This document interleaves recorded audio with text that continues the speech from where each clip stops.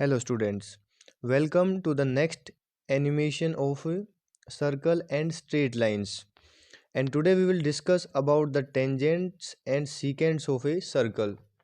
So first of all, a secant is a line which intersects the circle at 2 points and a tangent is a line which touches the circle at one point. यानी कि एक ऐसी straight line जो circle को एक point पर touch करती है उसको हम बोलते हैं टेंजेंट। जैसे यहाँ पर ग्रीन लाइन सर्कल को ई पॉइंट पर टच करती है, इसलिए ग्रीन लाइन इस सर्कल की टेंजेंट है। और जो ई पॉइंट है इसको बोलते हैं पॉइंट ऑफ कॉन्टैक्ट, यानी कि जहाँ पर टेंजेंट सर्कल को टच करती है। और दूसरा जो सी और डी पॉइंट्स हैं उनको बोलते हैं points of intersection of the red line and the circle. और जो रेड लाइन हमारी ये इस सर्कल की सीकेंट लाइन है या सीकेंट है। तो अब हम देखो यहाँ पर बच्चों, जो हम नोटबुक में डायग्राम तैयार करते हैं वो हमारे रिजिड डायग्राम्स होते हैं, लेकिन यहाँ पर हम एनिमेशन में डायग्राम्स की फ्लेक्सिबिलिटी चेक कर सकते हैं, उनको फ्लेक्सिबल सेंस में समझ सकते हैं। जैसे अब ये विजुलाइज करो कि अगर पॉइंट ई मूव होगा तो टेंजेंट किस तरह से मूव होगी, हम उस चीज़ को देख सकते हैं। तो उसके लिए हम क्या करते हैं, पॉइंट ई को मूव करके देखते हैं एक बार इस तरह से। देखो तो हम देख सकते हैं कि जो ग्रीन लाइन है वो सर्कल की हमेशा टेंजेंट रहती है, चाहे ई पॉइंट कहीं पर भी क्यों ना हो, ऑलवेज टेंजेंट रहेगी वो। ठीक है। दूसरा, अगर हम सी और डी पॉइंट्स को मूव करें तो सीकेंट पर क्या इफेक्ट पड़ेगा। तो अगर हम सी पॉइंट को मूव करते हैं तो हमारे पास हर टाइम एक सीकेंट ही मिलती रहेगी, डी पॉइंट को भी मूव किया जा सकता है। तो ये सारी सिचुएशंस में एक सीकेंट लाइन ही है। लेकिन ध्यान दो, यहाँ पर सीकेंट लाइन टेंजेंट लाइन हो सकती है अगर पॉइंट सी और डी कोइंसाइड कर जाएं तो। अब हम देख सकते हैं कि जो रेड लाइन है वो भी एक सीकेंट लाइन टेंजेंट लाइन ही है इस सिचुएशन पर। और अगर वो कोइंसाइड नहीं करते, यानी कि कोई भी दो डिफरेंट पॉइंट है, तो वो हमेशा क्या रहेगी, एक सीकेंट। दूसरा, अगर हम सर्कल को चेंज करें तो क्या इफेक्ट होगा, तो उसके लिए हम सर्कल का साइज भी चेंज कर सकते हैं, उससे कोई इफेक्ट नहीं होगा। टेंजेंट टेंजेंट रहेगी और सीकेंट सीकेंट रहेगी हमेशा। दूसरा, अगर सर्कल के सेंटर को चेंज करें तो भी कोई इफेक्ट नहीं होगा। तो हम जो टेंजेंट लाइन है वो टेंजेंट ही रहेगी ऑलवेज, और सीकेंट सीकेंट ही रहेगी। और फाइनली, और सबसे इंटरेस्टिंग चीज़ क्या है यहाँ पर, कि हम इन टेंजेंट और सीकेंट लाइंस को ट्रेस भी कर सकते हैं। तो कैसे कर सकते हैं, उसके लिए उनका ट्रेस ऑन कर देते हैं एक बार, देखो ज़रा।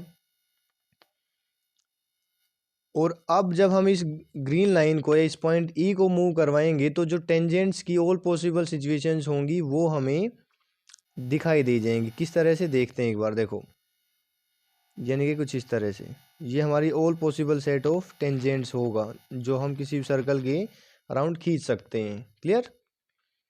और इसी तरह से हम सीकेंट लाइन का ट्रेस भी देख सकते हैं, तो उसके लिए रेड लाइन के ट्रेस को भी ऑन कर देते हैं एक बार।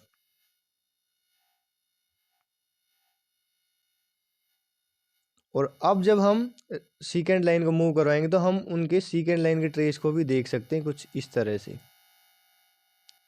क्लियर।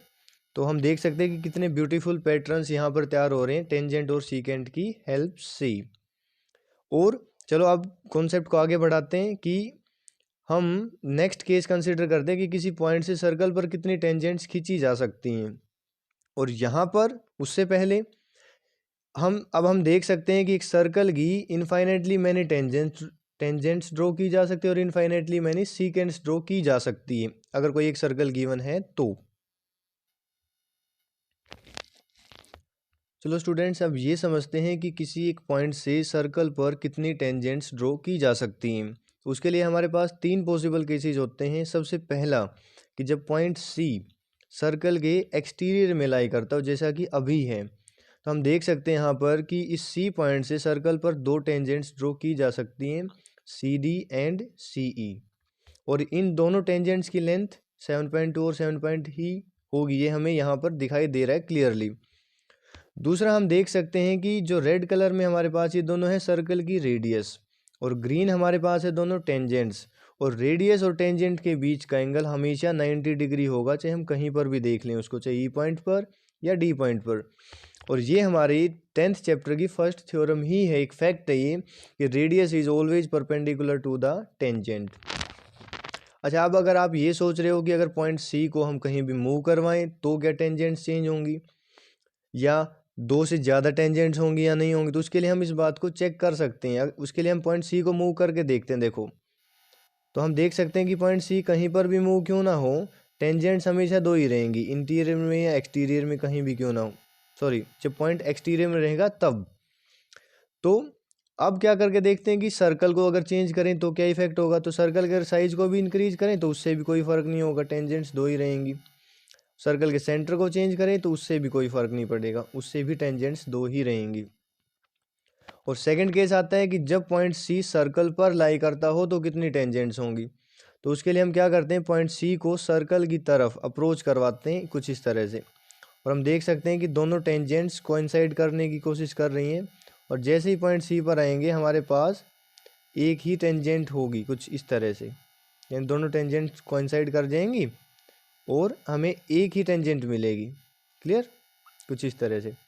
और अगर पॉइंट सी जो है सर्कल के इंटीरियर में जाता है तो हमें कोई टेंजेंट नहीं मिलेगी, यानी कि जीरो टेंजेंट्स। अगर पॉइंट सी सर्कल के अंदर और सर्कल पर है तो एक टेंजेंट होगी, कुछ इस तरह से कोइंसाइड कर जाएंगी वो। और सर्कल के बाहर है तो दो टेंजेंट्स मिलेंगी। क्लियर हुई ये बात? ठीक है। अब आगे ये समझते हैं कि जो एक क्वाड्रिलेटरल है हमारे पास सी डी ए ई, इस क्वाड्रिलेटरल में ये दोनों एंगल्स तो हमेशा 90 डिग्री होंगे जो डी और ई पर हैं। क्यों? क्योंकि वो थ्योरम हमें ये रिजल्ट बताती है कि radius is always perpendicular to tangents. दूसरी बात हम यहाँ पर ध्यान दे सकते हैं कि जो एंगल सेंटर पर होगा, यानी कि सेंट्रल एंगल, और the angle between the tangents, यानी ग्रीन लाइंस के बीच का जो टेंजेंट्स हैं, वो दोनों एंगल हमेशा सप्लीमेंट्री होंगी, यानी कि उन दोनों का सम कितना होगा, ऑलवेज 180 डिग्री। हम इस बात को वेरीफाई भी कर सकते हैं। देखो, अगर ये एंगल सेंट्रल एंगल हमारा कितना होता है, एक तरह से इसको राउंड इंटीजर वैल्यू पर फिक्स कर लेते हैं हम, उसके बाद आराम से हम इस बात को वेरीफाई कर सकते हैं। जैसे अगर ये एंगल 142 का होता है तो वो एंगल हमारा 38 डिग्री का है, और ये हमेशा 180 रहेगा इनका सम। अगर हम सर्कल को साइज चेंज कर दे तो एंगल चेंज होगा, लेकिन ये इंक्रीज होगा तो वो डिक्रीज हो जाएगा, और एक डिक्रीज होगा तो दूसरा इंक्रीज हो जाएगा, यानी सम हमेशा कितना रहेगा, 180 डिग्री। क्लियर? तो ये उस चीज़ की विजुअल प्रूफ है एक तरह से। और दूसरा, यानी कि इस चैप्टर की जो हमारी सेकंड थ्योरम हुई है वो हमें ये बताती है कि जो दोनों टेंजेंट्स ड्रॉ की जाएंगी उनकी लेंथ इक्वल रहेगी हमेशा। और यहाँ पर हम उस बात को वेरीफाई कर सकते हैं। देखो, डी सी की लेंथ भी 9 सेंटीमीटर है, 9 यूनिट्स है, और सी की जो लेंथ है वो भी कितनी हमारे पास, 9 यूनिट्स। और इस बात से कोई फ़र्क नहीं पड़ेगा कि पॉइंट सी कहाँ पर है, चाहे वो कहीं पर भी क्यों ना हो, लेंथ हमेशा इक्वल रहेगी। हम देख सकते हैं इस बात को, दोनों टेंजेंट्स की लेंथ। तो ये उस चीज़ का एक तरह से विजुअल प्रूफ है हमारे पास कि जो 10.2 थ्योरम है वो हमें ये बताती है कि टेंजेंट्स इक्वल होंगी। क्लियर? और ये एंगल हमेशा 90 के होंगे, ये फर्स्ट थ्योरम बताती है, और इन दोनों का सम 180 होता है। ऐसे हमारे पास क्वेश्चंस भी हैं, जैसे एक तरह से 10th क्वेश्चन है एक्सरसाइज 10.2 का, वो यही, उसमें हमें यही शो करना है कि सेंट्रल एंगल और एंगल बिटवीन द टेंजेंट्स जो होगा वो सप्लीमेंट्री एंगल्स होंगे, कुछ इस तरह से।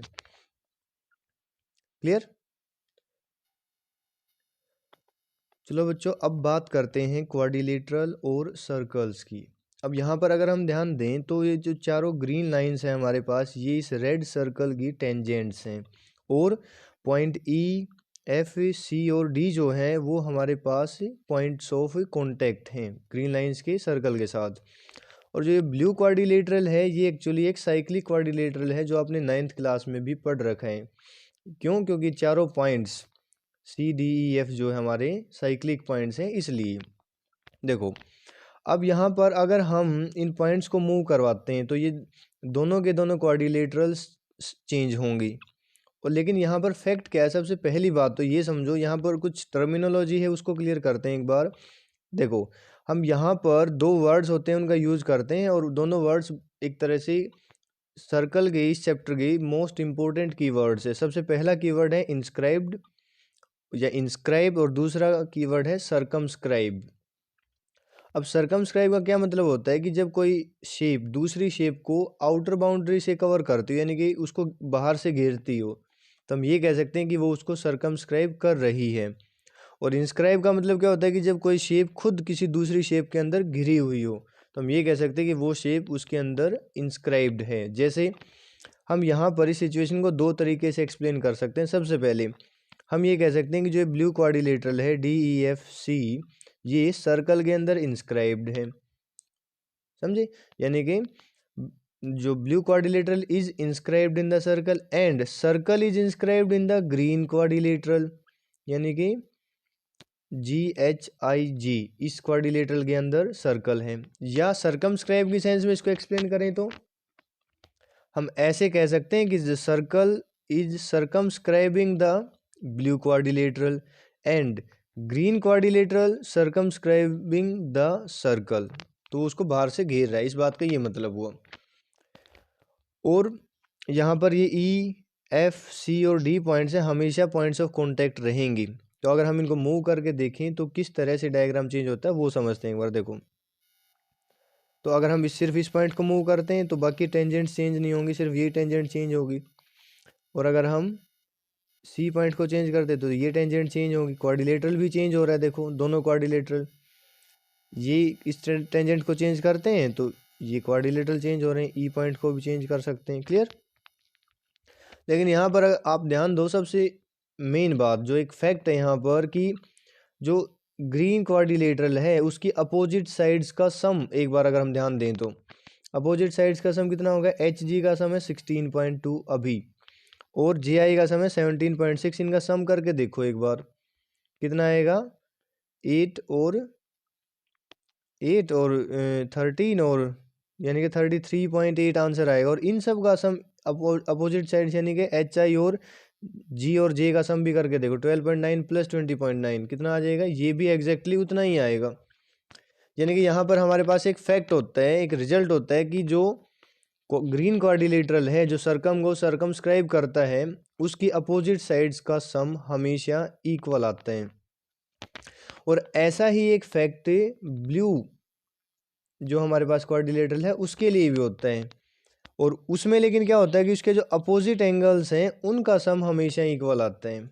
कैसे, हम उन एंगल्स को मेजर भी कर सकते हैं और हम देख सकते हैं कि यहाँ पर जो अपोजिट एंगल्स हैं हमारे ब्लू क्वाड्रिलेटरल के उनका सम 17.6 प्लस 103.4 और 98 और 102, इन दोनों का सम हमेशा इक्वल आएगा। तो ये हमारे पास कुछ प्रॉपर्टीज़ हैं क्वाड्रिलेटरल और सर्कल की जो कंबाइंड प्रॉपर्टीज़ है। तो ध्यान रखियो, एक को हम बोलते हैं साइक्लिक क्वाड्रिलेटरल जो कि सर्कल के अंदर इंस्क्राइब्ड होता है, उस